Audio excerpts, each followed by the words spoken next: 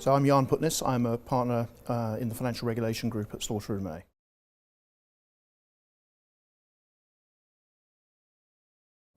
Well, I've been on a number of years in succession, and this was a slightly odd year in the sense that we're kind of between a lot of developments in the UK. We don't yet know what's going to happen on Brexit.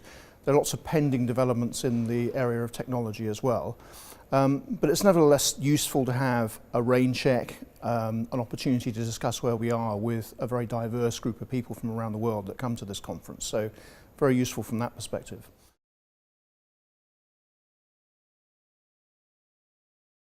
So I moderated the session on cybersecurity and operational resilience. So most people are very familiar conceptually with the idea of cybersecurity and its importance. Operational resilience is a slightly newer concept that the regulators are disseminating around looking in a holistic way at a financial institution's resilience in the face of plausible threats that it may face, taking into account its connectivity with the rest of the financial system. So it's important from that perspective. We had a really good mixed panel with everyone from Sam Woods, Chief Executive of the PRA, on the panel, to a very senior police officer who works at Interpol.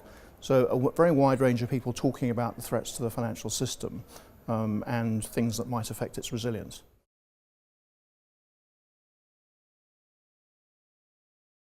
Highlights, I think, grounds for optimism about the future. I mean, I'm generally optimistic, so I guess perhaps I could have predicted that in advance. A bit less pessimism than last year. One might ask, why is that the case? Because we don't really have any real grounds to be less pessimistic this year than last year. But I think people were generally quite upbeat this year, actually, about London as a place to come and do business. And a feeling that this place has a lot going for it, and still a lot of interest, despite some of the more negative things that have been happening around Brexit, and some of the other issues we've faced here.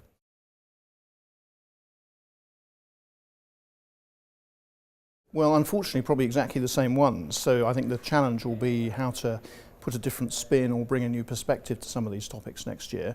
But who knows? The world is moving more quickly than ever before.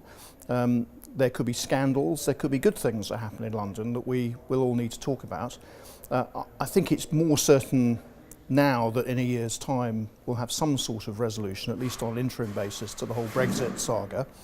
I don't think we could say that this time last year, so I suspect this time next year we'll be talking more about what that resolution or that solution or perhaps that fiasco might mean for London, hopefully in a slightly more precise way than we've been able to this year.